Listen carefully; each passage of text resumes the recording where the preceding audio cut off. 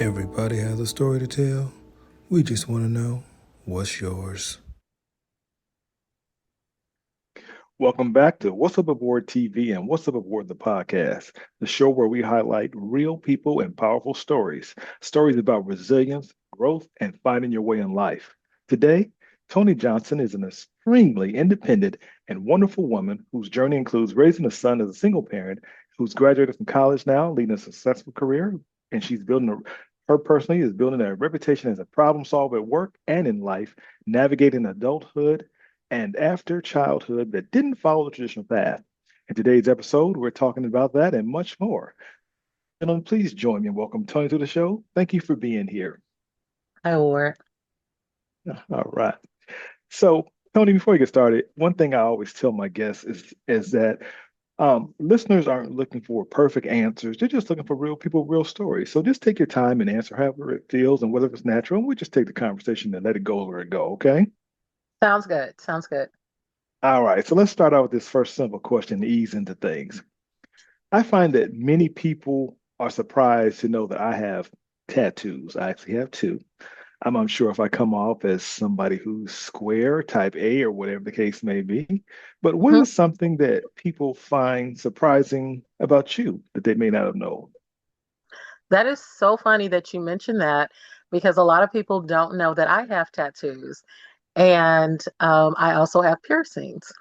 And I've chosen Oh to my. get those items because I enjoy those and am a fan and am actually considering getting more. Oh And wow. I always chose to have them in areas that weren't visible to the public in natural settings, if that makes sense. Hmm. So, if I have to attend business meetings, whatever, galas, what have you. So, yeah, I think that's probably one of the I'm things that people don't yeah. know about me. I am thoroughly shocked. I'm speaking. My whole thing is all derailed now. But wow, I so many questions. But I'm gonna You stick to know the what? script. Can I share something with you? Please, This is a please. funny true story. So, I have friends. We've been friends since I worked at a company called IBM. Uh-huh. And it's a group of about eight of us. Yes. And we were all talking one day, and everybody had a varying interest in tattoos and piercings. And we all wanted, I didn't have any at the time, and I had a few that wanted to get more. So Hmm. we decided to have a piercing party. And so we all went to the shop together, held each other's hands through the pain as support. And at the time, the guy I was dating was adamant that I just could not do this. And Hmm. so he's racing over to the shop. And by the time he got there, everything was done. But it was just, people were like, "You guys did what?" It was five of us that went to actually get pierced and two that got tattoos. But we did it as a group together. Wow. Okay. So yeah. Piercing. Okay. Wow. Can you tell us what maybe one of the tattoos that are safe for work? Which one of them that you're proud of? Oh, no, no, no. So, one is just funny. The other one was a dare from my sister, who is the devil on my shoulder always. I love her to death. Okay. It is, but my favorite tattoo is a yin and a yang symbol, I like and that. it Yeah. has 323, which is my son's birthday, Okay. because he is my balance. Mm. Okay. The He's yin what and yang. balances me. Mhm. Yes. Okay. And we're going to get into that too in a little bit. And but I do like the yin and the yang. It kind of reminds me of the laugh now, cry later one. Yes. I always wanted to get that one because that one has some sentimental value to me. But again, this is all about you. So speaking of your son, I want to hear about your journey into parenthood. I know that you do have the one son, and I want to Yes. know, how did you know you were ready to be a mom? No, no, no. There was no ready. There was absolutely zero ready. I actually had a very tough childhood, Okay. and it was one of the things that I didn't want. I didn't feel that I had a good role model, good structure, good understanding of what a good parent was. So I Mm, didn't want to bring someone in the world that I didn't know how to raise, how to teach, how to coach. Like in my mind, I felt like I didn't have any sort of roadmap or understanding. I didn't enjoy it, and I didn't want to put someone else through me making mistakes in their life. And so I was 6 months pregnant when I found out I was pregnant with my son. And I had made a decision earlier to not be together with his dad and was Hmm. kind of going on about my business. And I thought I had the flu, but my Oh. sister pointed out to me that I had been sick for a while. And I was like, I have? And she was like, yeah. At the time, I was working 2 or 3 jobs and I'm bipping and bopping and we're hanging out, we're traveling, Hmm. working, Yeah. everything. I'm single, I'm doing whatever I want to do. And she was like, well, I'll go with you. Let's just go to the doctor. And I went to there was a clinic in Glendale Mall. And I walk in, they tell you, pee in this cup and have a seat and we'll be with you in just a second. And I Right. walked Right. in and the lady calls my name and we go back and she's like, well, Miss Johnson, she's like, how are you doing? I said, I'm good. And she was like, well, I just want to let you know that you're pregnant. I was like, no, ma'am, I just got here. Right. How that? What? How? What? How? Ooh. No, no, no, not me. I just got here. Yeah, it can't be talking to me. So she Yeah. was like, "Well, try your blood will confirm," but they did all the necessary tests, and um, I abruptly left the appointment because in my head I was like, "This cannot be happening," and let my Mhm. sister tell it. I talked to myself all the way out the mall.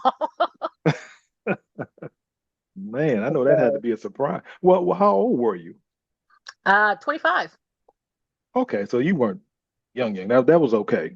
I thought you maybe gonna say maybe I Oh was a no, it teen had or been lady. very intentional. I've always practiced safe sex and all that good stuff, and that's why I kind of laugh at my son. I said, you broke through all the barriers because I mean, yeah, it wasn't in my roadmap, but Mhm. sometimes life takes you on a detour. Yeah, yeah. I recall when I found out that I was gonna be a dad. I was kind of I guess ambivalent about it is a good word because I was kind of told that my wife at the time was I always tell people a story one like this. Um, she said, "How many kids do you want to have?" I said, "I don't want to have any." And I said, "How many do you want to have?" And she said, "I think I want to have two." So we compromised and had two. And I always felt like somehow I lost on this. Love my kids to death, but never want them. So I found out she told me she was on the pill and the shot. So that's how I've kind of found out. And yeah, that kind of left not a good feeling in my mouth. And but we Create were some trust issues. Oh, it was past trust issues. I mean, I needed deep therapy at that point because I was like, okay, yeah, yeah. So I'm thinking about how I felt about that. And you said you decided you didn't want to be with the dad at that time. Did you let him know the situation, or how did you break it to him? Now, or better Oh, I be, just how did he told him. feel? Was he cool? You I, said what now? this is the ridiculous part, and I tell him, and he was like, "Oh yeah, I knew." I was like, "What?" Oh My sister, wow. my parents, everybody was like, they knew, but nobody was going to tell me. I used to have a bit of a temper. I could be a little bit of a Oh, hothead. I can't And see that. Man, I got you all wrong. Oh my yeah, gosh. those who know me know I could be a little testy sometimes when I get upset. So nobody really wanted to break it to me that this might be Hmm. a thing because they didn't want, what came behind that. Yes. So yeah, so that was yeah. He was just like, "Oh, I knew." I was like, "What are you talking about? Like, how does everybody know but the person Everybody that's put your. carrying the baby?" You're right. Yeah. So, But I mean, yeah, go ahead. I was just I was so engrossed in living. I Uh-huh. was working, surviving, living, having fun, and it wasn't on my bingo card. Yeah. I had a bunch of stuff on there, but that one really That wasn't wasn't it. it. That wasn't So it. yeah, so it landed in the free space. So I got it whether I wanted it or not. Hmm. So basically, you had a short pregnancy then, because you only didn't know it to 6 months. So that was quick and easy for you. And he arrived early. Wow. So that's even better. Did you ever want more kids after just having him? You said, you know what, he needs a brother or sister, that's one and done. Excuse me, Did you want another one after him? When you said, Did this it? sir. He made it here by the skin of his teeth. So okay, so that was it was No, we don't repeat mistakes. I know that's Like right. he wasn't a mistake, but once you like, well, wait a minute, well, wait, okay, okay, okay, no What more. happened? Yeah. No, no, Yeah. we're not repeating that. And we're looking for any signs. And anytime I feel any type of way, I'm like, test. Well, what have I Hmm. done? I start counting back, looking at activities. Like, Yeah. no, no, no, no, no, no, no. And you know Okay. what? I never felt bad because my son told me at one time he wanted another sibling, and I was like, Mm. your dad has more than enough kids for you. So if you want to Yeah. go play with somebody, take you to dad's house. Dad has children. You play with Okay. your children and when your brothers and sisters. And I love them. I absolutely love his kids. That's a whole story for another day. But they're all very close in age, and his dad is a good dad. Okay. Right? For the most part, he's a good dad. Like he took care of the kids. I never had to get a babysitter if I had to work over, if I Hmm. wanted to travel, if I just needed a break. It was never, well, you got to figure it out. It was like just bring him over, drop him off, and he'll be with the other kids, or whatever. I'll pick him up from school. Like you got to work over, I'll grab him from school. I got off work Hmm. early, I'm grabbing the kids from daycare. There was never a time that if I had something to do that I couldn't do it because I couldn't find somebody to care for my son. And I never had to leave my son in the care of a stranger. Good. So Yeah. on that front, I think I was very fortunate because his dad always wanted a lot of kids. He always wanted a big family. So and Oh his dad no. loves kids. Oh my God. Mm. He loves kids. So he always wanted a lot of kids. So um and his dad is a twin. So, and his Oh. twin has children. So they have Okay. siblings, they have cousins. Like there was no need for me to Mm. sacrifice myself to produce another offspring. Yeah. Yeah. Yes, God You said, go could. forth and multiply. I gave him his one. I feel like I fulfilled my contract with You the did your Lord. thing. You did your thing. Wow. Boy, think about that. What if you would have had twins? Oh, that'd have been No, double the no, fun. sir. No, sir. There Yeah. was a conversation about which one would go. We flip a coin, flip a baby. It didn't matter. Only one was coming. All So, right. Well, I'm glad we didn't get to that point there. So, but so 25 with a child, I guess that's probably the age where most people reach maturity. So that was good. But what would you say some of the biggest challenges that you faced while raising the child on your own? With I know you said daycare wasn't the issue, but were there any other challenges that you had to deal with? well, there were a lot of challenges. I had to make sacrifices. So, in the initial introduction, you mentioned being independent, and I've actually been on my own since I was about 15. Mm, And I kind of left home and kind of couch surfed and lived between different places while trying to finish high school and then go on to college.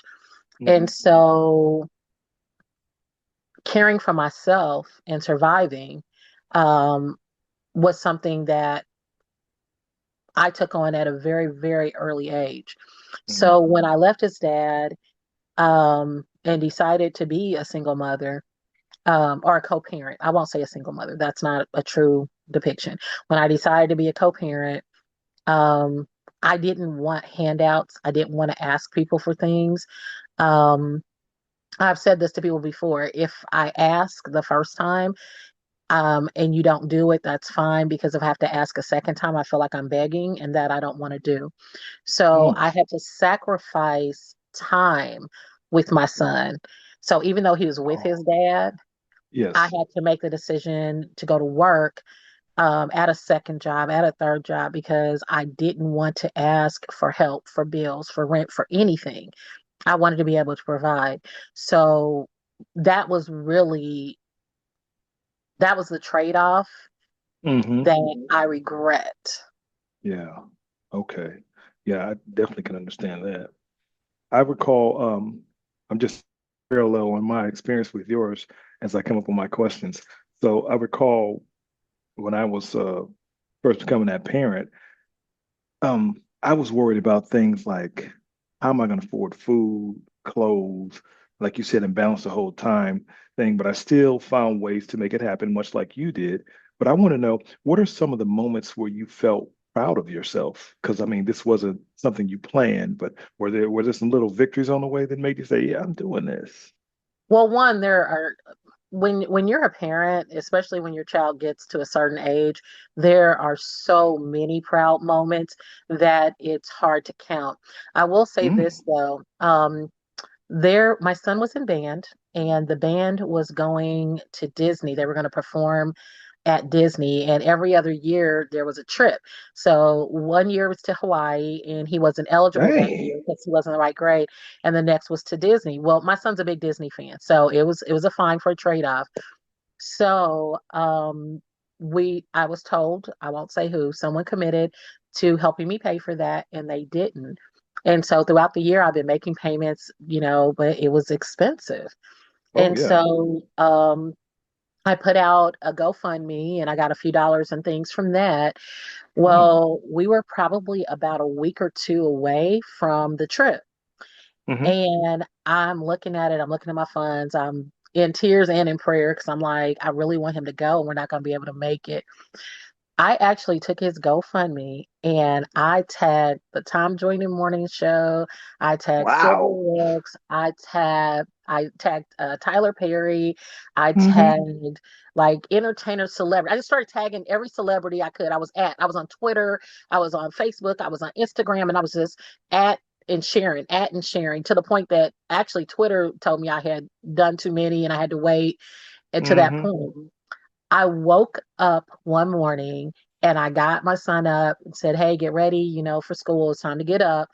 And when I came back in, I told him to go start the car. That's what happened. I told him to go start the car. Hmm. And he went to start the car. And I came back in and I grabbed my phone and I looked and I had a notification. Sybil Wilkes from the morning show had paid the last $500 for his Dang. trip. I knew I liked And her. I I told him, I remember looking him in his face and saying, I know you have mixed feelings about God, but when I tell you, I said that you are the result of prayer and hard work. You are the result of prayer and hard work. He's like, what do you mean? And I showed it to him. He's like, oh my God. I said, she doesn't know us from a can of paint. I said, but Hmm. she must have read your story and saw that tag, and she decided to give us the last money that we needed.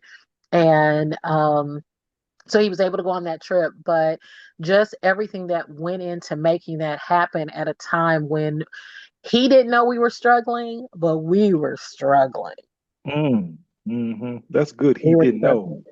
I'm glad that worked out with you on that GoFundMe and everybody did it. How does how does that work? How do you set up a GoFundMe? What? You just go to the GoFundMe site, you tell your story, you add pictures. I probably may even still have his band picture somewhere. So I had a picture of him because he used to like to wear suits to school all the time. And so we had bought him several suits. So I had some pictures of him in his suits. I had pictures of him in Mm, his band uniform.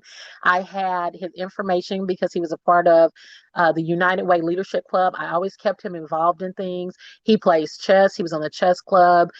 He played tennis. So I just basically told his story and was like, this is a young man who puts his all into everything. He makes good grades and he's a really good kid.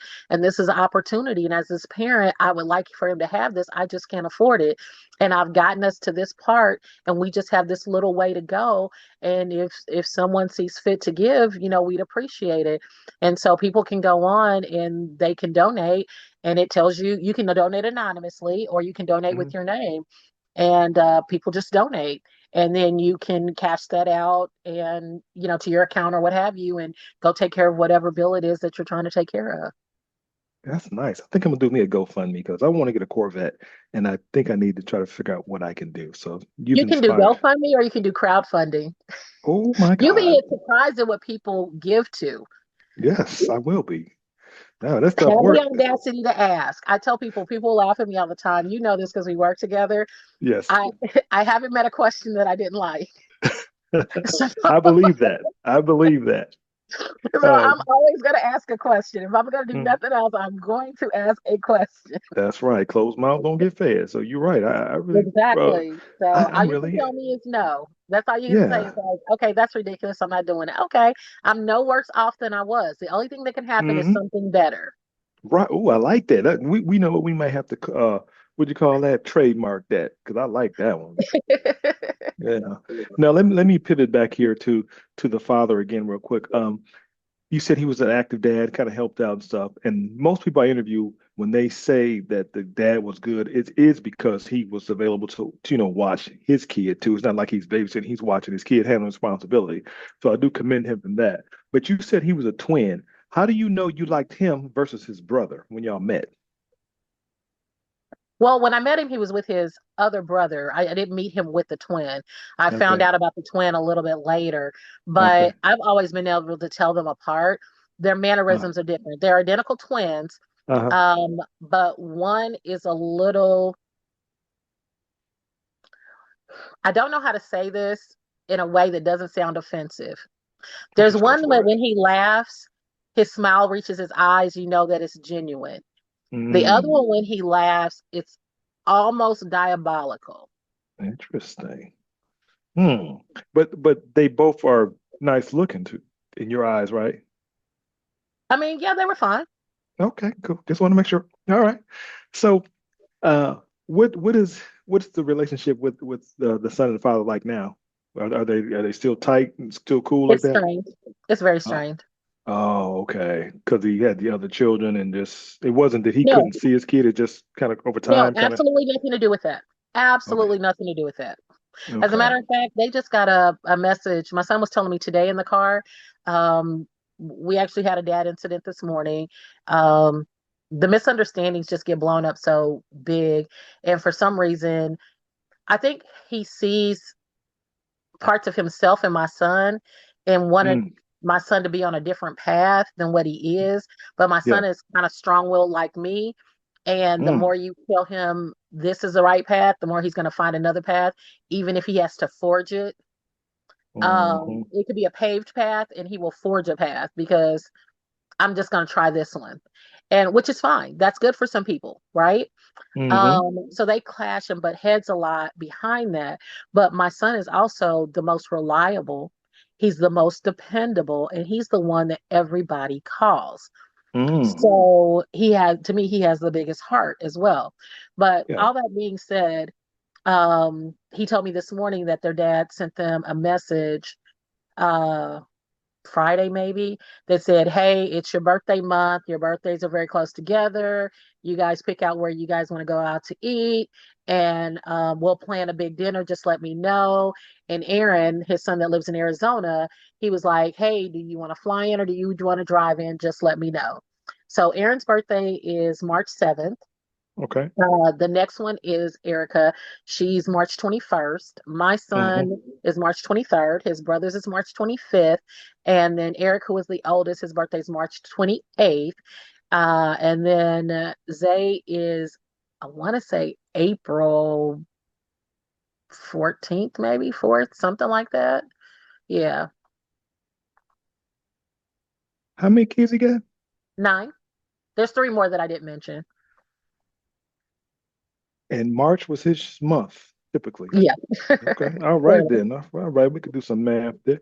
Interesting. Okay. Well, I I guess think he, August was his month to produce the March babies. yeah, he to come up that in the summer. You're like, hey, you know what? But anyway, let me ask this. Uh, some stats say that women can face, challenges that they weren't prepared to when raising a male child.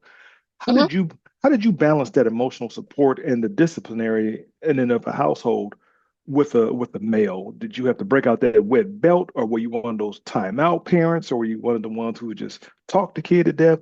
What was your experience like? I'd say a combination of all that. I didn't do a lot of belt because I was abused as a kid, and so I Oh, always wow, felt that sorry was to hear that. ineffective. And so I feel like it stings for a bit and then you recalibrate, or at least that's how it was for me. So I felt my son, I kind of felt that in my son. He didn't really respond to that. So I waged what I call a little mental discipline warfare. Mm, So, for instance, I remember one time he had gotten in trouble in school because he kept mm, shouting out the answers. And the teacher was like, they're supposed to raise their hand and wait to be called on, but DeMarcus just liked to shout it out if people aren't getting it right. And I was like, oh, okay. And I said, this has been going on for a while. She said, yes. I said, okay. So we got in the car and I said, okay, so buckle up. I said, your teacher called me, told him what she said.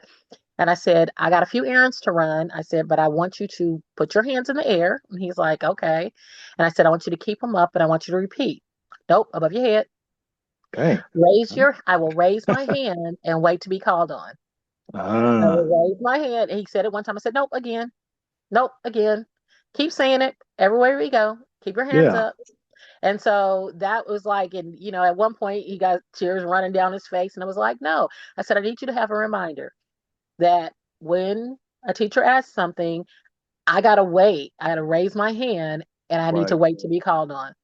And Mm-hmm. so, another thing, there was a shoplifting incident, and it was like gum and pens, stuff he had in his backpack already, but he was Yeah. with friends. And Mm-hmm. so I was going to have him stand outside the store with a sign that said, the prices are high Ooh. because I shoplift. Oh my. My godfather told me I couldn't do that. So I took a Mm. few days and I thought about it and I got a little bit more creative. So whenever we go to a store, I would give him my card or the cash and I'd tell him he had to pay. I said, if they don't say anything, you can pay and you can leave. I said, but if they say, oh, that's so cute, you have while you're paying. Mm. Hey. He did Well, not enjoy that. I don't blame him. Yeah, that's a man. Well, you could have given that George Jefferson hairstyle. Some parents did, resort to that. When you ever seen those? But you know what? He goes to school, he gets picked on by kids, he gets broken in a totally different way, right? Mm. Yeah, Did he yeah. really learn? The other thing he had to do is he had to write a paper on shoplifting. He had to do Mm. research. What are the effects? And I need you to learn. Like in the car, instead of listening to music all the time, we would do math problems or we would do the alphabet where you'd say a letter and a word and you would spell it. Then I'd say the Uh, next letter, a word, and spell it. And so that would be a game that we play on the way home instead of maybe listening to the radio and stuff. So we yeah. did a lot of educational. I remember one time I made him write out 2 pages in the dictionary. Dang. However That long is it takes you. creative. That's However creative. I long like it takes that. you. If you want to sit and you want to knock it out and get it done in a couple of days, that's fine. If it takes you a week, it's a week. It's whenever you want to get your privilege back. It's complete, and that way it put it completely up to you. So now you have some accountability and you have Mm. some ownership. Well, I mean, Yeah. now I would tell him there were times when I told him if it gets to the point that I have to physically discipline you, know that I've done everything that I could to deter you, and you've decided that this is the only thing that will change me. Yeah. Yeah. I mean, you earned that butt whooping. Wow. And so another thing is we did is what was it I used to say because it used to drive me. Oh, this is instructions or this is a discussion because I didn't like the talking back. If this is a discussion, we can have dialogue. You talk, I talk, we agree, we disagree, whatever the case may be. Uh-huh. If I tell you something and you open your mouth to say something back and I say that was an instruction, you should probably go do what I asked you to do. Hmm. Yeah.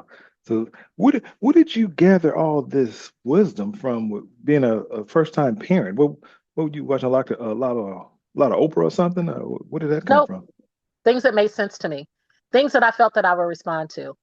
He was so much like me that I was like, what would I respond to? What would deter me? Ah, What would make sense to me? Because he's a thinker too.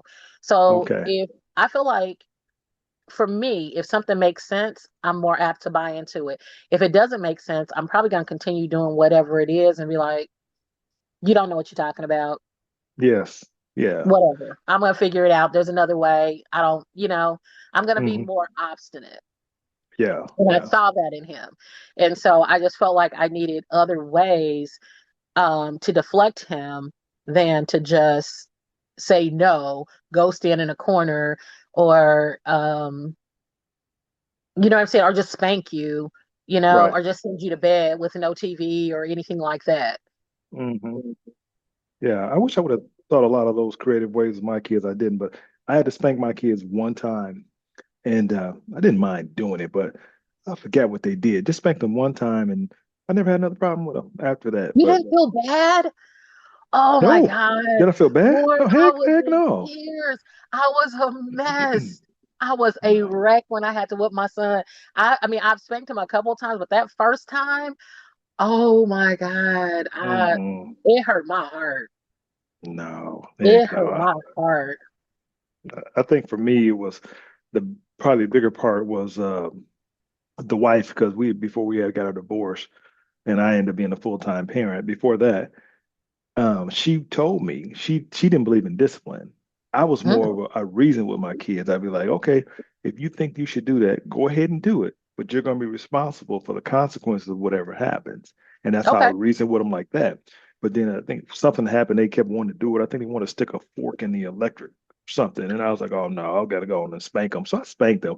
And she told me if I ever touched her kids again like that, she would kill me. I'll never forget this. Oh, So I told her, I said, you know what? If you feel that's what you need to say, I can respect that. But I said, you'll keep in mind, you'll never speak to me like that again. And second of all, if these are my kids, I will discipline them because half of mine, half of yours. So I'm gonna discipline the 50% that belongs to me. Now the 50% is right. yours, you can do what you want. And we never had that problem again, but the kids never did anything. So I don't mind. You And know, I didn't feel we bad had about it. some difficult stages with Demarcus. We went through some. I mean, he was not a perfect child. There were moments where I was just like, what is going on? His dad is a physical disciplinarian. I remember Hmm. one time like making him stop because I was like, at this point, it's abuse. It's not discipline. You know, I went Mm. over to the house and he was whooping him. And I was like, no, at this point, it's not discipline. So we had a disagreement about that. Um, a, a pretty bad disagreement about that. But but yeah, we went through some moments where I actually took him to the guardian's home and I was like, listen, since my house is not where you want to be and you don't want to follow my rules, I don't ever want you to feel like you don't have choices. And I was Mm. like, I called the lady before I went and I took him right on over there to the guardian's home. And I said, I'll sit down here and sign the paperwork. You can take him on the tour. And she took him out. He came back out bawling and like, Dang. I'm so sorry. And I told him, I Yeah. said, I spent time here. So Hmm. I'm not giving you anything that I haven't experienced. I said, but the state has made accommodations for kids that don't want to live with their parents. If you've decided that you just absolutely don't want to follow my rules, your dad's rules, the teacher's rules, and you just want to be on your own, this is where kids that are independent on their own are. They're wards of the state. Hmm. So you said he probably was running with the wrong crowd to get those kind of thoughts in No, it action. was him at school. No, it was him. It was his mouth. It was no. Hmm. It wasn't Wow. even a So, crowd. It was him. but he was getting good grades, wasn't he, during this time too? Yeah. Okay. Because I know fast forward, he graduated from college, He and has not graduated from college. He went to college, but he did not finish. He left during COVID. oh, okay. So how much time does he have left before he can finish it then? Probably a couple years if he wanted to go back. He just said it wasn't for him. Oh no. Well, how do you feel about that? Is that something you wanted him to do? I mean, I wanted him to do it. I wanted for him really bad, but at the point that I'm 15 classes from having a bachelor's and I've gone back multiple times. I Hmm. mean, I'm not talking about once or twice. I've gone back to school multiple times and had to stop because of life, because of finances, because of whatever schedule. That I've literally got it down to 15 classes and Yeah. still have just found difficulty in going back to complete that. So it's almost hypocritical for me to say, you know, and you know what? It's I add it to my prayer all the time that he'll go back and finish. The path that he's on now is one that he's committed to, that he is proud of, that he's worked hard for. Yes. And at some point, I feel like he will go back and do like an adult learning program or something where he can finish and just get the bachelor's and be done. Probably like an online school or something like that when the time comes. But right now, he's not at a point where it's absolutely required. But I think Hmm. there's going to come a point when a ceiling's going to hit that it may or may not be required, and he'll choose to do it at that time. So. Yes, that makes sense. What schools was he considering, and what schools accepted him when he was searching for colleges? Oh my gosh. Well, Ball State was local, Yep. DePaul, Seton Hall, Mm. Harvard, Purdue. Harvard too. Hmm. He applied to Harvard or he got into Harvard. No, he applied to Harvard. He interviewed, and they wanted him, after his interview, they invited him to complete the application process to go to Harvard. Hmm. So he was dang near in there. Did he want to go to Harvard? I mean, that's a prestigious university with carrying a lot of benefits. Is that when he was He said no, considering heavily? Why no. why did he pass on that one? He just said that was our dream and not his. Our dream. What do you mean? Who's our? You and Me your. and his dad's dream, not his. Was that true? Complete the fifth. That would, oh man, I don't know. That's game changer, boy. If he, I think as a parent, you see the benefits of Yes. having that degree because man, that can The open some degree, doors. the connections, the fortitude, going away to school is different than staying at home and going to school. He ended up going to DePaul University in Greencastle, which is a prestigious university. Um, Great opportunity. I really hate to put this on the school. It is in a racist area. They actually Definitely. had a sit-in and a march while he was there at school. It was televised. Ooh. Um, there were like racial slurs and attacks on campus. It was a big deal. And so he was not comfortable there after actually going there. So I do understand why he left. And then, like I said, COVID had hit and he just made the Hmm. choice not to go back. But like Xavier is a great school. You Yeah. know, I wish that he would have been comfortable enough to at least explore going to school in another state because I think it builds something in you, a resilience that you don't get when you're so close to home and your resources are still just a little fingertip away. They're my resources. I shoot back. I got all my friends. I got my comfort zone. Um, I think that the distance requires you to grow and stretch a little bit more. Oh yeah, yeah. I can see the advantages. It is kind of overwhelming though to be a young age of like 17, 18 to travel and go that far, especially if well, then again you say he did get to travel a little bit, but still being on your own officially, that probably would have been a challenge for both of y'all because I'm assuming y'all got tight because of the close proximity of just you and him, not being a He traditional told nuclear me today family. it's always been me and him. It's always gonna be me and him. We got whatever comes our way. We were out Yeah. doing some things today, running some errands, and that's what he said to me. And I had to stop and I had to go find a moment because, that's one of those proud moments where, um, for instance, he was when he was applying for the colleges and they were asking for your other activities, right? And then Yes. he got to talking about his not his customer service. He got to talking about his community service and his sports and his leadership through band, and he was also in theater. Mm, So um he's like, I guess you were right, they do ask for these things. they do. And I was like, I really wasn't telling you to be hard on you or give you a bunch of extra stuff. I was like, I was telling you from this grade forward, this is how far they look back, and this is how they make when you guys are even killed, it's the little things that make the difference. It does. It really does. You're right. When you're reflecting back on your parenting style, do you feel you were protective or what's that term? A helicopter parent? Do you feel maybe you kind of like that with him? Or And I plead the fifth. okay, well we'll move on from that then. Uh, It depends I on who think you ask, because some people said I stayed in his back pocket because I was in everything. I learned my mm, lesson a few times looking through things that I shouldn't have and seeing things that I shouldn't see. yeah. But because he is a boy and boys are gonna be Hmm. boys.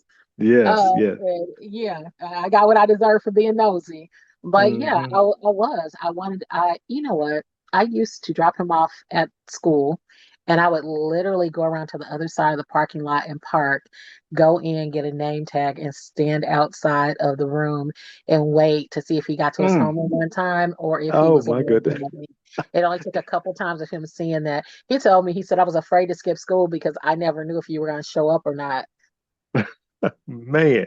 So that had to cause some little trauma. Why did you do that? Trust him or you just felt what was the reasoning? I wanted him to stay off kilter. I wanted him to understand that you never know where I'm going to be and that I can show up at any time, whether it's Hmm. good or whether it's bad. Because he had an issue with a teacher one time and it was the teacher's fault, something that she had said. And she admitted to what she said and she said out of frustration. And I told her in front of him, I'm disappointed that it had to come from him and not you because we're Mm. supposed to be teaching these kids accountability. Right. And like I told him, Yeah. adults handle adults and kids handle kids. I'm here for you. I'm your parent. So I'm here if good things happen, we're here if bad things happen. And we need you to understand that no matter what happens, when you call us, we're going to come. And sometimes you don't even have to call us, we're already going to be there. So That I can just be needed him to scary. know. I need you to understand. I could be anywhere at any time. So always be on your best behavior and putting forth behaviors that you would be proud of if I saw you, that wouldn't make me look at you and go, "Who raised Dang, you?"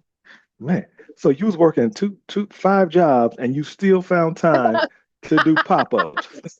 Listen, I left my job one day. I was on the phone and went to school because the school called us, and then I called his dad once I got up to the school.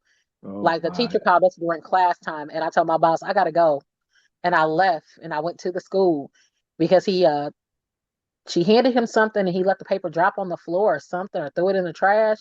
And we Hmm. made him in front of everybody get it right out of the trash. Dad was on speaker. I was standing in the classroom. Oh my I goodness. don't play those type of games. Yeah, This I was beat something me. else. I don't agree with This everything that I this did, but yeah. it worked, huh? Okay, I ain't mad at you. I, Sounds like you turned to be a good kid. So I mean, you did what you had to do. so here's my philosophy, Ward, and I'll be very honest. Because like I said, I never wanted to be a parent because I didn't think I would be good at it. And I think I did okay. I don't even think I did great at it. But I used to tell my son this. When you have kids, you can fix all the mistakes that I made. Mm, that's a good way of looking at it. Because a lot That's of all I times can tell people do, you. a lot of times people kind of change. I find generation to generation kind of juxtapose over the other one. It's like my parents beat me, so I'm not gonna touch my kids, and then they get ran over. Then they have kids. My kid, get ran over, so I'm gonna beat my. I mean, it just kind of kills over. So you know what? Matter of fact, let's just pivot into your childhood. I want to touch on that for a little bit. Um, Now, I understand that your mother probably wasn't in your life in a traditional sense. Tell us a little bit about your childhood and what that was like. Um, well, let's be clear, just in case she is somewhere and she happens to see this, it's She'll see it. unlikely, but just in case, Yeah. she was not in my life. I've Okay. never seen a picture of her. I wouldn't know her if Mm. she was standing on the street or in a photo in your room. I don't You know never her. seen a picture of her? I've Nothing? never even seen a picture of her Was ever. that by choice or people just kind of No, shielded you why from it? would I? No, no one seems to have one. I've Oh never my. seen a picture of her ever. I don't know what she looks like. Other than the name that's on my birth certificate, I don't know much about this woman except she's lies and she's delusional. That's it. And I've talked to her Okay. maybe 4 or 5 times in my life. So I Okay. don't want to give any more space to her than what we just gave. That was her 2 minutes. Okay. What about the father? Your father What about him? I don't even is know if he she in? knew who he was. Oh, so you don't know either one of them. She had 3 children by the time she was 17. Okay. Okay. I see. That would be that'd be a challenge, and you didn't have that mother figure, and you still turned out to be a great mom. Because I know you, outside of this, but so I commend you for that. I mean that's a lot for a young person to not have that, that foundation there. Hmm. So, well, Because I wanted him to have everything that I didn't have. I wanted yeah. him to feel everything that I didn't feel. I wanted him to be encouraged in a way that I wasn't encouraged. I didn't want him to feel like his failures were the end of anything. Like Hmm. a failure just means that maybe this wasn't for you, or continue to try and maybe there'll be success. It was, try something. If you like it, let's keep going on it. If you don't like it, let's try something different, because not everything is for everybody. Right. I didn't discourage any of the things that he found interesting or intriguing that maybe some of the other kids didn't, or his dad didn't like or didn't agree with. Hmm. I wanted to challenge his mind. I wanted to give him the ability to speak and to think, to communicate, so that you're not out here fighting, and if somebody asks you something, you don't have the ability to communicate your thoughts in an effective way. Just because we don't Hmm. agree doesn't mean it has to be an argument. But let me share with you why I feel this way. At the end of it, we may agree, we may not agree, and then have the discipline to agree to disagree and say, we're not going to have the same point of view, but I respect how you feel, because everybody's Hmm. entitled to that. So those are the Yes. type of things that I wanted to instill in my child, because those are the things that were missing from my childhood. So even though I didn't think I would make a good parent and I didn't have a good roadmap, I Hmm. knew what I didn't get. So I knew I wanted to give him that. Mm. I see. I Well, wanted him to feel loved. I wanted him to feel supported. I wanted him to feel like he could come to us for anything. hmm I wanted to yeah. encourage his sense of adventure and his individuality. I wanted to be nurturing. hmm Yeah. So who was your go-to person then? Did grandmother become your mother, or My was there an grandfather was aunt?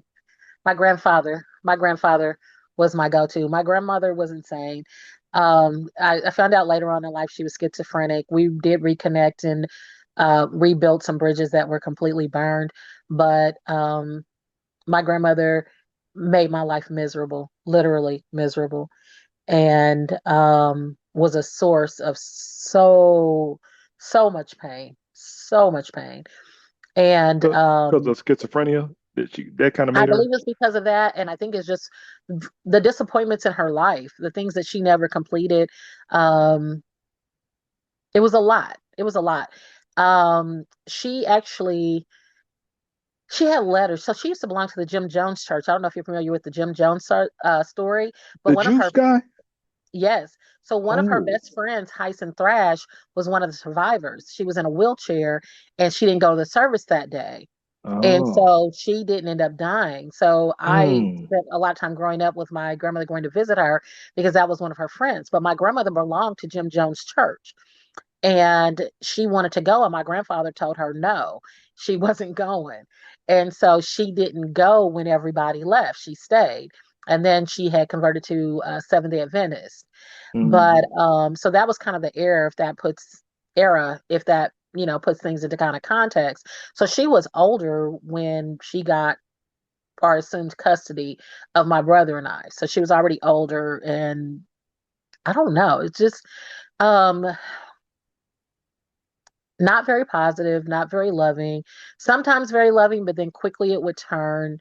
A lot of negative words, negative thoughts and deeds, very, oh, wow. very very strict, abusive in word and in physicality.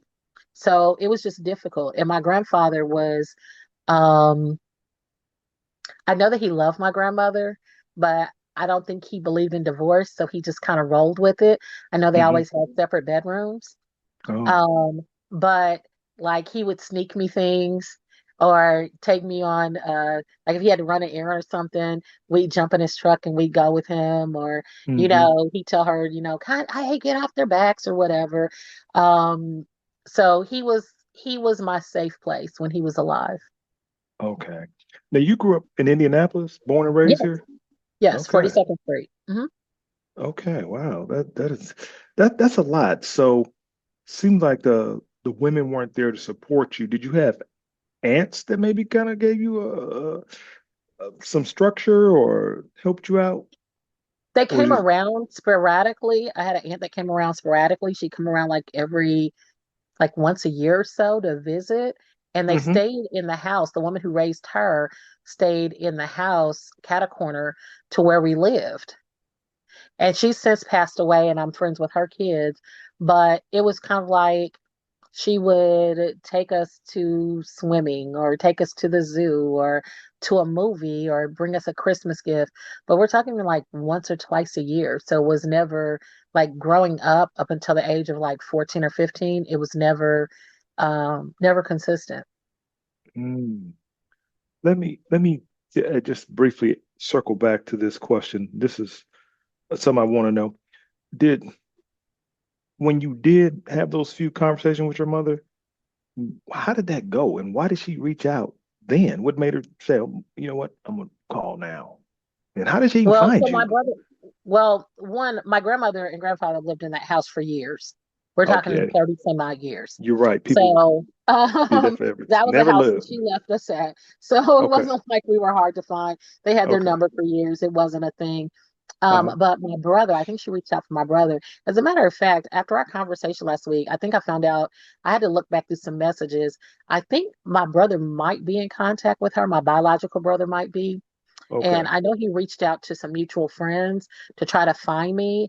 And I instructed them to advise they had not been in contact with me because I felt like he had been in contact with her. Um, Mhm. But she would call around Thanksgiving time, which was around his birthday. His birthday's November 27th. So she would Okay. call around Thanksgiving, sometimes on his birthday. She called every 4 years. Let's be clear, every 4 years. 4. Wow. So like leap year. So that I can remember. I mean, she may have called before then, but the first time I remember her calling, I may have been 5 or 6, Yeah. and maybe 7, because I want to say the next time she called, I was 11. And that's the one where she told me she was going to come for my birthday. My birthday's in January. And each time she said she would come, she never showed up. I remember she Oh. sent a credit card to my grandmother one time to buy me some clothes and my brother some clothes. Uh-huh. That card worked one time. And then when they called the number again, they said they didn't know who she was. Oh. Um, the number would literally be good for the month that she called. So my grandmother would call back and no one would know how to find her or where she was or whatever the case may have been, or the number just wasn't working. And then it would Hmm. be 4 years before we would hear from her again. So before my grandmother passed, it was one of her wishes. This is after we had reconnected, um, that I build that bridge again. And so I was in college. I was in Michigan. I understood she was like in Champaign, Illinois. And I was like, well, that's not that far. We should be able to connect. I'm Right. 18 now. Yeah. We're grown women. I thought I was grown at 18. Yeah. Um, and I had lived on my own at that point for some time. So I'm really like, this is going to be a woman to woman thing. And I talked to her on the phone and she seemed open to it. It was an amicable enough conversation. And then maybe a month after that, my grandmother passed. And I called her. I put the number I had and I said, hey, I just want to let that mom passed. And her reply was, no, baby, your mom hasn't passed, hasn't died. I'm right here. And Mm. that, I think, caused a split in my personalities, because I remember just blacking out. Like I was like, ma'am, I've never met you. Hmm. Yeah. Never met you. I've never even seen a picture of you. I've talked to you 4 times in my entire life. Are you insane? Like yeah, that was our last That, conversation. And I don't need any that, more conversations with her ever again. that's a flood of emotion.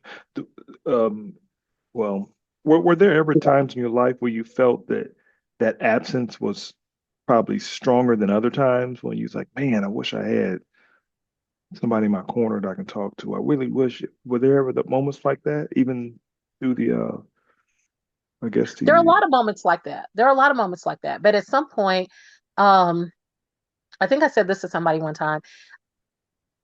I'm so comfortable in my own skin. I got used to being by myself. I got used mm, to being on my own. I got used to solving things the best way that I could figure out. So the uncomfortableness that some people feel hmm, when they don't have people around, um, maybe some of the loneliness and stuff like that, I yes, used to feel it, but I've moved so far beyond that in my journey that that's my place of peace now, I see. because I know and I can trust what's in my space. Hmm. Hmm. So so yeah, there was a time where I just couldn't I just wanted to ask her, you knew how abusive she was. Why did you leave us here? And then I found some paperwork where maybe she was in need of some money and Yes. decided I was a good resource. But then I also Uh-oh. questioned why my grandmother kept me when there was another option for you to let this child go and not be a burden on you, if we were such a burden on you that you behave the way you behave. So your grandmother felt that you were a resource that could be used for No, financial my gain? mother. Oh, Yeah. so the Without mother. saying everything, yeah. Okay. Okay. So you kind of found some information that kind of changed or just added to it, huh? To everything. Okay. All right. Did becoming a mother change the way you felt about your own childhood? Did it kind of make you say, you know what? I can see. how this happened, or I could see the type of love that, a parent get. Did it kind of like make things clear for you? I know No, it did for me. Okay. no, it didn't. What my son did for me is what my son will tell you to this day. I'm gonna find a way to make it work. Mm-hmm. Yeah. Like I'm gonna Diddy said find with a the way. cheesecake, huh? You gonna get that cheesecake at 2 a.m. I'm gonna find a way. That's all it Mm, did for me. It was like, I know what I went through. I know what the challenges were. I know what the difficulties were. I didn't want him to be somewhere where he was being abused and where people were being mean to him and where he was uncomfortable and he didn't feel at peace. And I know there were times where he may have felt like that at his dad's house, because of how strict his dad was. And sometimes the kids would gang up on him because they had other siblings. He had two children by a couple women, but only mm-hmm. one by me. And so there were times when I know that my son felt ganged up on and I didn't like that. So that made me cut back. It was like, Mm-hmm. I got to figure it out a different way because I want you to be at home. So no, I don't understand, you know, dipping out and never looking back. And then I really didn't understand the phone calls. I was like, why even ask to speak to me? You wanted your son. You really called to speak to your son. You didn't really call to speak to me. I just happened to be here and I probably sound reasonable. Mm-hmm. You didn't come for any of my birthdays. You don't send cards. You disappear for years at a time. I don't think you were interested in building a bond with me. So no, I got Mm-hmm. nothing. So it seemed like that trauma you had. So some of the things, did that include getting beating? Oh, I'm trying to say the word. Did you get beat as a kid too? Yes. Okay. I got that too, because my parents used to send me to Mississippi every summer. And I didn't even know that was trauma. I thought it was what I was supposed to get. I got beat with they would make me go get my own switches, braid them joints, and then that ain't big enough. Go get another one. And yeah, for that stuff. So yeah, Or that I will share this with you just because other people may have been through this trauma, and I'll just want to let you guys know. If you've been through childhood trauma, even if you've been through adult trauma, you can survive. Find help. Be your own resource. Get out the best way you can. Just get mhm, out. I yeah. got beat with a radio because I left it plugged in overnight. I got beat up out of my sleep with a radio, with the square radio with the handle because I left it plugged in overnight. I had a Mm. Coke bottle thrown at my head so hard that it cracked the double pane window on the side of me, because I wasn't tying my shoes fast enough. Oh wow, that now We were that's tied to abuse. furniture while she ran errands and left with pots to use the bathroom. So, yeah. That's the real deal. How did you deal? Did you have to go to therapy for that, or just work through it on your own? It's been suggested that I go to therapy, but I don't know how you explain this stuff to people. I Hmm. I went to one session with someone and I wasn't comfortable. Hmm. And I mean, someone's like, you got to kind of find your therapist, and I'm sure that's a real thing. Um, I thought about sharing my entire story with someone, to write a book. Yeah. Um, and then decided against it because I wasn't sure what to include, what not to include. Hmm. Um, because there's so much. Hmm. Um, I think it'd be a so good yeah, book. I think it'd definitely be a good book because I'm sure a lot of people probably understand because I think one thing about humans is it's nothing new under the sun. Other people have probably their parents probably did the same thing and they kind of passed it down and down, down, down. Somebody has to break the curse, the generational curse. So right. yeah, but so other people probably would looking at you and talking to you, they wouldn't even know you've experienced those things because you handle it so gracefully. You just like you know everything. You're friendly. Everybody likes you. That's amazing. You're able to go past that and still have a smile on your face. But looking back at your childhood and the challenges you face, do you feel that that's something that strengthened you and to help you be Absolutely. the tough person you are, or better Absolutely. yet, have you ever wondered what life would have been if you had the traditional soft girl era life? Do you think you could handle things the way you do now, or would Tony still been the same Tony? Um, you know what? I'll use this analogy and to kind of explain my answer to this. Yes, I think I would still be the same me. The only reason why I say that is when God introduced plants, life, animal, people to the earth, everybody had a purpose, right? Hmm. No one has ever planted a lemon seed and got a tomato, Not right? yet, huh? Uh-huh. Right? You don't have a chihuahua with a giraffe neck. It's not a thing. Each creature, each plant, each vegetable, each person was put here with something already instilled in them as a person. Now, your Hmm. experiences help groom and grow you, and it Yep. may help bring it out quicker or in other ways. But I feel like some things are instilled in you, right? Hmm. So, when we talk about people having a will issue or skill issue, you know, are people performing or underperforming because of a skill? Can we teach them to do better, to be better, to work harder, faster, whatever the case may be? Or is it they just don't care, they don't want to, because then that's a will issue. So I feel like when it comes to inner strength, when it comes to perseverance, especially self-preservation, because there was a time as a youth, I remember there were at least three times where I tried to leave and something stopped me where I couldn't. And then I Hmm. had to wait for another opportunity. Um, because at some point towards the 14, 15 year mark, Yes. is where I started to literally fear for my life. Oh. So it had got to the point where I wasn't sleeping. Oh, Um, wow. And so I was tired, I was stressed, I was on edge, and almost every waking moment was trying to figure out how do I get out of this situation.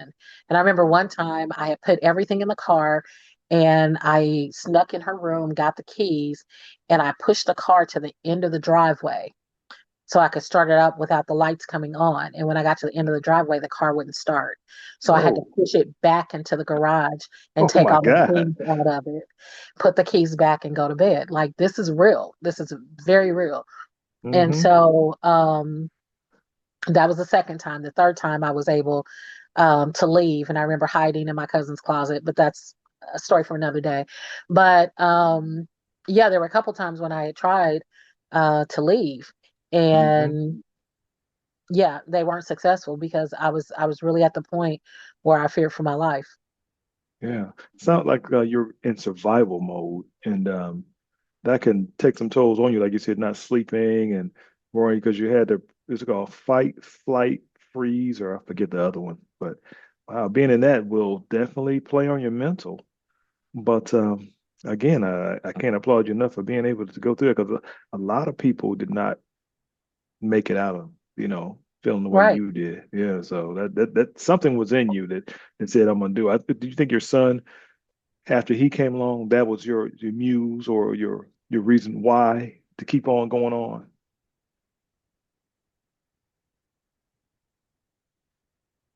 I don't know that I understand the question. So can you restate it a different way? Yeah. Having someone depend on you, does that shape how you are really much more motivated to make sure I have to keep going? Failure is not an option. It never was, but it definitely is not now because I have someone who needs me and I have to show them the way. Does that really motivate you even more having the son? I won't say it motivated me more because at the point of the conditions I was living in and everything that I was dealing with, my Yes. motivation was I'm not gonna be what you said. I'm gonna make more of myself than what you've told me that I could be. Hmm. And so that's why I always worked the multiple jobs, even before my son came along. Even before he Yeah. came along, I was working. They used to call me the Jamaican because I was working. If Doing you it. couldn't find me somewhere, I was working. I was learning a skill, learning a trade, fixing something. Huh. Like, I think I told you that. I think I said that in the beginning. If I ask once, that's me asking. That's all I have in me is once. If I have to ask again, I'm begging, and I'm not doing that. I No, will I can figure do it that. out. I'll fix it myself. I don't care if it's a car. I don't care if it's a radiator. I don't care if it's a water heater. I fixed my air conditioner last summer. I got online, looked it up, took it apart, took the volt out, took the part up to the appliance store, showed it to him, got a new one, came back and put it in. Like it, there's a way. Find the No way, excuse. make it happen. No So you can excuses. have an Yeah. excuse, but when you get done with the excuses, do the work. So if that's what you Mm. need, you know what I'm saying, to get it out of your Yeah, system, get all that out, get all your why it won't work out, and then start to find your why it must work. So that makes sense. Yeah. yeah. I know you've built a reputation for being someone who can figure things out and solve problems. Tell me about the time where you had a radiator problem with your car. What happened and how did you solve that? Oh, that's so funny. I think we talked about this. So that was back in my hothead years. I was probably, was I bartending yet? I may have been What? 20, We gotta run down the 21. jobs you did. Okay. And so yeah, I've held my bartending license for a little over 30 years now. Um, so and that's another story with my sister, but uh my I had a Sundance. It was red and gray. Hmm. And the radiator had went out or gone bad or whatever happens to radiators. And so I took it to the shop. The shop wanted like a couple $100, which nowadays doesn't sound like a lot, but back then that Yeah. was a lot. Yep. Yep. Okay. And so I had a friend that was going to help me fix it. They were going to come, they were going to do X, Y, and Z, nothing, nothing. So on my next paycheck, I went to AutoZone right over here on Michigan Road and Hmm. asked them how much it was, and they ordered the part for me. So it took about a week for that part to come in. So then I asked my friend again if they were going to come and help me. I waited 2 days and they didn't. So put water, I put water in the radiator and got it up to the AutoZone. And I went in and I asked for the book, if I could use the book.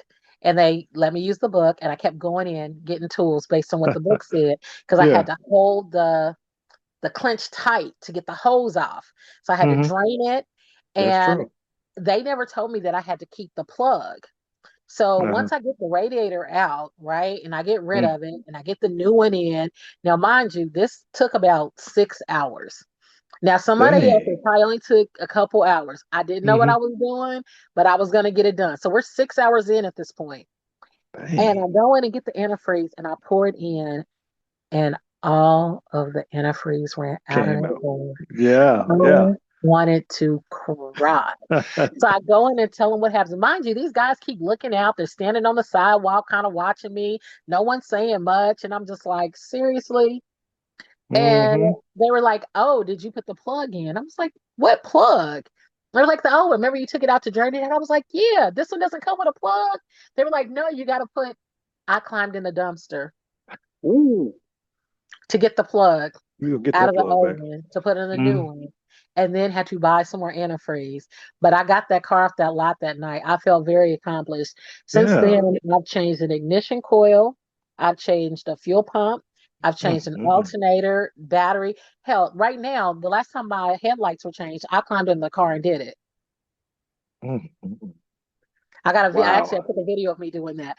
So you know what? You can make excuses. There are always reasons why you can't do something, but there's usually a way you can. Hmm. So once you get past all of that, go through your emotions, do whatever you have to do to get to a point where you're like, okay, so after all this, I'm still in the same spot. So let's figure out how to get it done. Yeah. Wow. That's impressive because I can't do any of that stuff. I guess, but you're You right. I can. probably could. I just haven't been motivated Listen, you enough. sound like my son's dad. They pay professionals to do that. Why am I doing it? So he's like, it's Yeah. skill labor. Somebody went to school to do that. Why am I taking Yeah. out of their pocket? Which is I just fine. don't want Some to take the folks feel chances. like that. Yeah. Yeah. Yeah. I guess it's time over money. If you get, more time and money, I think I would do that. That would save me. Plus, you learn a skill because I don't think it just stopped there from you because you have the ability to do all these different things. You've even dove into the 3D printing now. Yes. Tell us a little bit about that and some of the things. I'm going to put a picture of that up. But what are some of the things you've done? How did you get started with this? And can anybody do it? Okay, so 3D printing is really in my son's realm. My son is he's definitely my child. So he delves into a lot of things, but one, he's a giver, right? And Mm-hmm. so one of the things I do, because I bake, I have a baking business, Dip by Toni. And Uh-huh. so I make custom cakes. And so I buy cake toppers. So there was a party where the cake topper hadn't arrived, and I'm freaking out and I'm trying to figure out what I'm going to do. And so I saw some videos and stuff about 3D printing, Yes. and I had looked it up on Amazon to see kind of how much the printers were and things like that, but never did Yep. anything with it. So it's his Amazon Prime account though. And so Okay. I think he saw that I had been looking at it, and he had talked to me about it once or twice. And I was like, well, that would be cool to kind of make my own um, cookie cutters and cake toppers. So I want to say it was either Mother's Day or Christmas. He bought me my first printer, my first 3D printer. Mm-hmm. And I wasn't sure how to use it. So I'm online, I'm trying to figure out how to use it. And I didn't get everything right. I misunderstood a lot of stuff about it. And so I Mm-hmm. used it a little bit, but probably not as much as I should have. Well, Yes. beginning of last year or the year end of 24, he was like, well, I want to upgrade your printer because I've been looking at them online. And I was like, oh, okay. He's like, well, you don't use it anyway. And I was like, I do use it. So all of a sudden, I miraculously had to just start using it. So now I'm trying to find stuff to print because I don't want him to take this toy away. Yeah. But when we went to the store and he pointed out why this other one was so much better than mine and all the stuff it could do, Yeah. he went ahead and upgraded it. Well, at that point, I think he had started watching videos and kind of getting into it. And so he got to printing and then they went on sale. So he went back and got a second one because he's like, well, it takes this many hours. So if I had two of them, I could print it this much Right. faster. Cut it. Yeah. Cut it. Yeah. Well, let's pan out to today. Today we have five. We have five Ooh. 3D printers Cinco. in the house, which to 3D printing companies is not a lot. I just sent him a video where this lady was on, they have 111. 3D printers. They have two houses. They have them lined up along the shelves. They have the shelves that print the different ones, the single color, dual colors, the high impact, all of that. They have a shipping business. It's a whole network. I follow her on YouTube. And Mm-hmm. so I sent that to him so he could kind of see their setup and stuff, their workroom. But he's been so supportive of my business and my growth. So he bought me my first edible printer so that I could print images. Go Edible. ahead. Yeah, so it prints on sugar sheets with food safe ink. And so Mm-hmm. that's how you put the faces and the logos and the things on the cake. So he bought that from my cake printing business. I think that was maybe a Mother's Day or something. Then he upgraded my KitchenAid, and so Mm-hmm. I wanted a pink one to go with my business for videos. And while he was on there, they had a sale. So he actually bought me that one plus the next size up because he said if I do bigger batches, that would help me. So that was part of my Christmas gifts were the two KitchenAids. Yeah. Um, Expensive. Very expensive. Yeah. he bought the laser engraver. We can burn logos and stuff into wood. There was a lady who had an event, and so we burned her logo into cutting boards for her to give out to her guests. And so, but we can do shot glasses, mugs. He did his picture and his signature and name on a like a Stanley tumbler. We did that for Mm. some grad Oh, gifts. wow. Yeah, Nice. so he bought the laser engraver so I could use that as part of customized gifts for my business. He also he got me a heat press. So it's a mug press, a shirt press, and a plate press and a hat Mm-hmm. press because I mentioned that I wanted to start doing shirts or doing aprons Mm-hmm. because I did Dip by Tony cupcake decorating. So I did a class where people came and I taught them how to decorate cupcakes, and I did custom aprons for them and along with a whole little kit so they could, decorate cupcakes at home. So whenever I've noticed that when I've mentioned things that I want to start to do or that I think might make a good business, usually for my birthday, for Mother's Day or Christmas, these items show up so that Appear. Yeah. Yeah. I tell him, I said, you encourage me like I encouraged you. You're like, what do you need to make this happen? Here it is, Yeah. mom. That's nice. So yeah. You said you bake cakes and too. And I've had some of Yeah. your food before and it's delicious. How did you learn how to become such a good cook? Or this is such a bad story. This is Uh-oh. such a bad story. Uh-oh. My grandmother didn't let me in the kitchen growing up. She was the cook. She kept us in there. I literally Oh. used to believe I was on my own. I was only 16. I thought that hot dogs were done when all the water was gone.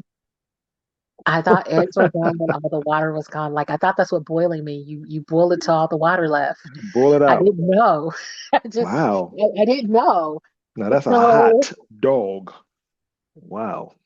fired up. Terrible. Terrible. You should not have let me anywhere near a kitchen. Well, Mm.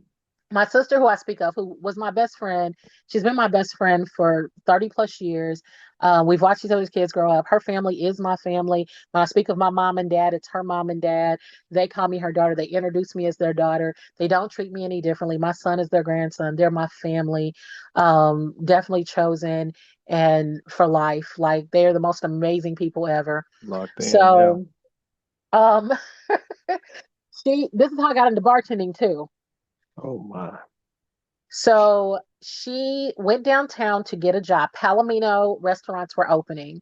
It's a RUI industry. It used to be downtown on Maryland, 49 West Maryland. And I was working at Stewart's Plus or Ashley. It was a women's clothing store that was in Claypool Courts. And I was Yeah. working at IBM. And so she said, hey, this restaurant's opening downtown because she had been a server. She said, this Hmm. restaurant's opening downtown. And she's like, I want to go apply, but I don't want to go by myself. I said, okay, I'll take off work and I'll go with you. So I took off work. I go in, they hand us both the application. Instead of me telling the lady I'm not there to apply, I'm there for moral support, I just Yeah. fill it out. So the guy comes and his name is Charlie Sauter. He came to interview me. And we talked, and I told him, I really don't have any experience. But he said, you know what? He said, I like you. He said, and I want to invest in you. And he said, I know you Whoa. don't have any experience, but I have a beginning position. He said, it's the pantry. He said, it starts and it ends the meal. He said, you make the salads that start the meals. And he said, and then you plate the desserts that end the meal. He said, so Hmm. you start and cap the experience. And he said, if you're willing to learn, he said, I'm willing to put you there. I said, okay. So I ended up getting hired. She did not get hired. So now I Ooh. have three jobs and I'm there part time in the evenings. So I want to say after being there for maybe 3 months, the clothing store closed. So now I'm just working the two jobs. Okay. So there was a gentleman by the name of Big James, and I believe he's Mm. passed on, but Okay. he worked at a grill station. So it's hot fire wood grill. Okay. You're putting wood on there to get the fire going, and then you're cooking the food on the open grill. Salmon, chicken, shrimp, fish, whatever it is that you're supposed to be cooking at that station, mushrooms. So I would go up on my break and talk to James and help him plate his food. Mm. So then when he would go on his smoke break, I would man the station. So Okay. one night he's a no call, no show. Uh-oh. I said, I can work up there if you need somebody.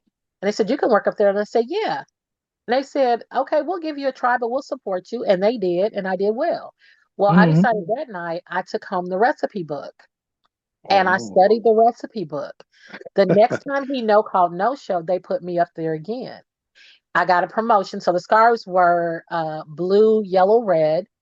And so I went from a blue scarf to a yellow scarf. And then Okay. I studied the recipes for the whole line so that when people would take breaks, go on smoke breaks, go rest, go do whatever, I would run the line. I would call the tickets. I would go to the pizza oven, do the pizzas. Like I made myself available. And then I got promoted to a Hmm. red scarf. Well, once I got to a Wow. red scarf, they put me in front of a panel that was the national training team. And I aced that interview and was invited to be a part of the national training team. So I actually traveled the US. There was 8 of us that would meet up from different states from the company, and we would Yeah. open the Palomino restaurant. So I did Dallas, Denver, Hawaii, Ooh.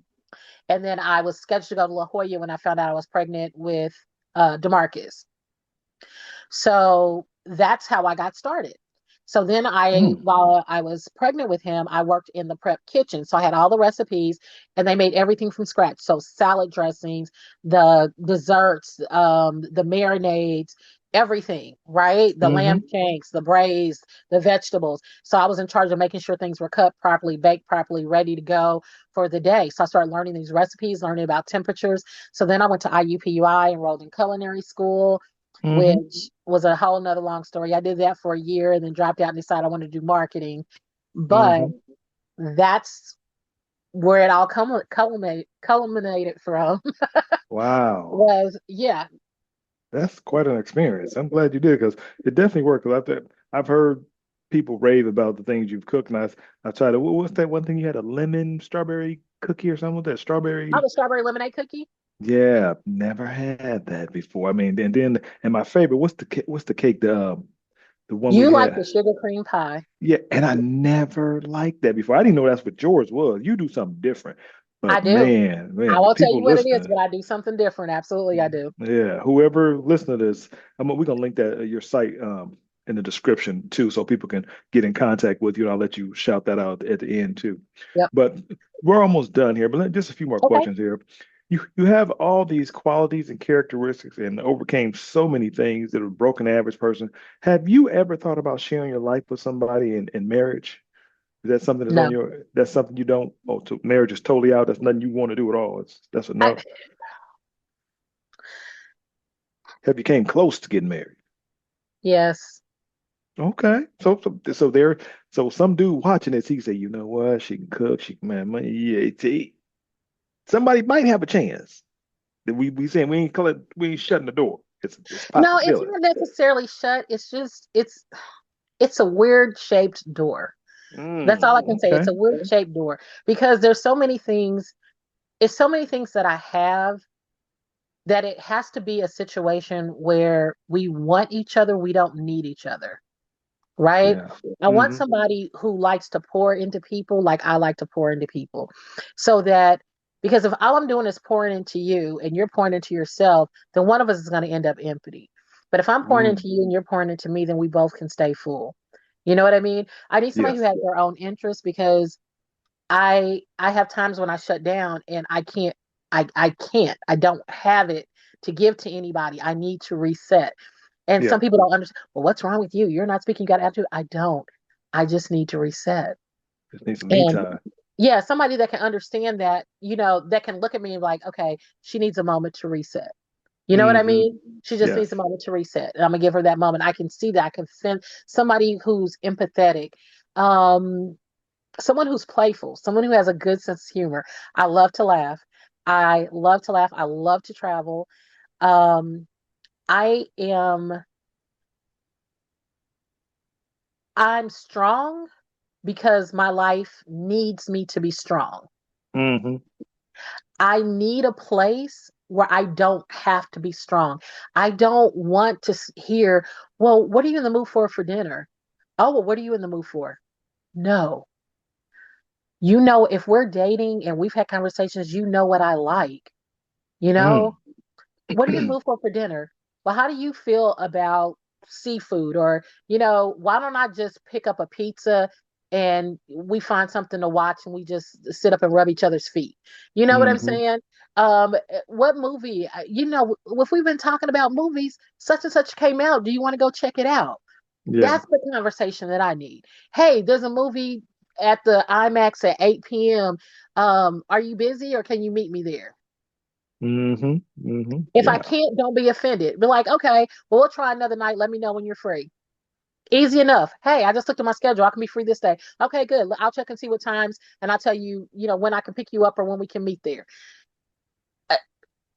I I don't need additional decisions because if I'm Hmm. making them, I'm gonna go see the movie on my own. You're asking me about it, and I'm gonna tell you, oh yeah, I went to see it. It was really good. You should go check it out.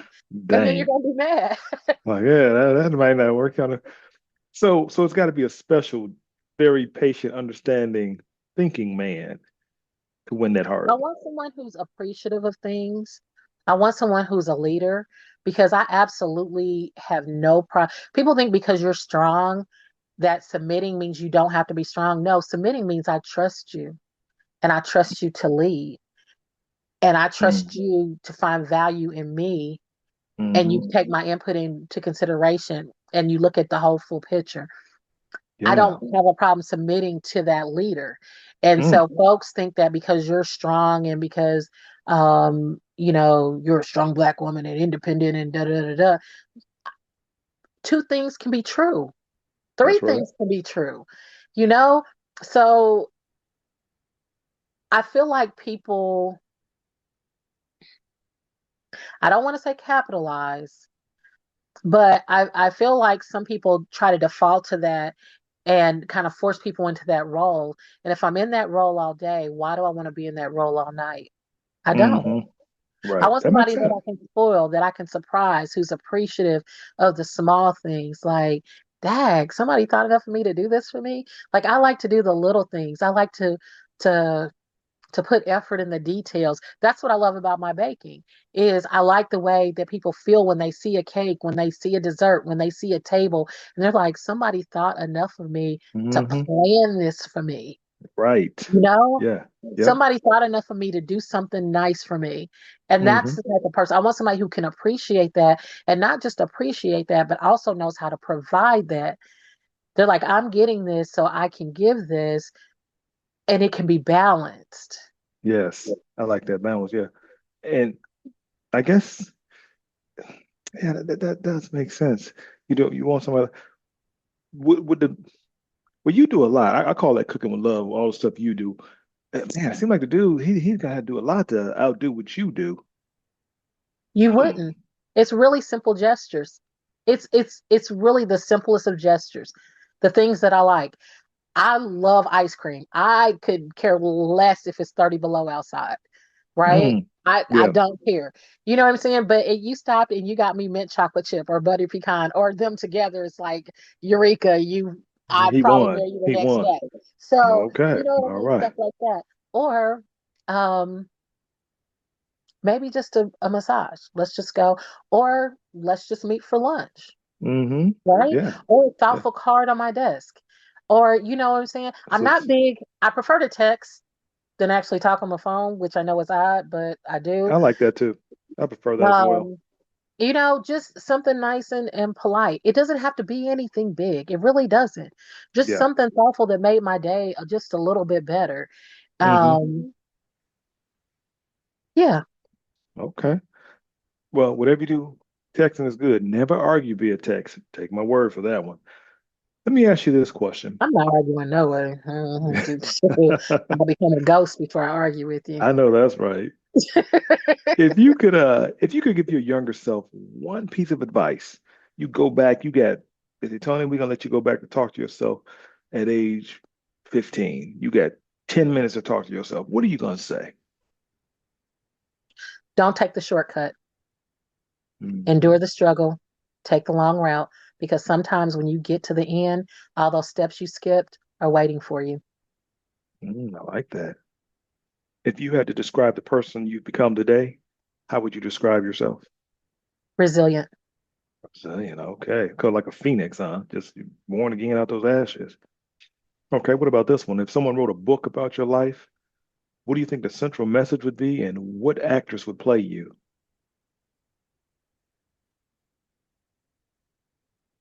Hmm, I know for me, it'd probably be Will Smith playing me. And yeah, Um, I like Regina Hall. okay. I like Taraji. Hmm. Remind me tomorrow to show you a picture of me um, Okay. prior to my son, and you'll understand why that makes sense. You had that And hairstyle? I think the general thing is I will survive. Mm. And yeah, I I remember that can song. survive. Maybe not even I will. I can survive. Hmm. Okay. All right. Last question in this podcast interview is, what legacy do you hope your son carries forward from the way he interacted with you? His legacy. Our love is unconditional. Hmm. Okay, yeah. Unconditional. That's I do like that because when you think of unconditional love, that love that a mother and a son have is a bond that many people not in that situation probably can't even really understand that closeness there because it's just a beautiful thing. So yeah, and then from what you said in this interview, I can see all that in there. So I do like that. Well, the thing is, one thing that his dad and I always taught him is when you get in trouble, do not call your friends, call us because we can Hmm. help you. Your friends can get you in more trouble. We can help you. So I remember vividly when I got the call when he had got shot that We didn't even um talk about that. Yeah. yeah, I'll let him tell his story. Okay. But when he got shot, the first thing he did is he called his dad and said, "Hey dad, I'm in trouble. I think I've been shot. I'm trying to find a hospital."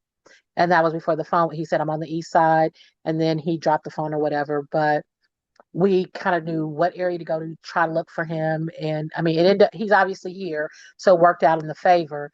But what he remembered in that moment, his instincts when he went to where he went, Hmm. thinking to turn around, thinking not to turn off the car, are all things that help him be alive today.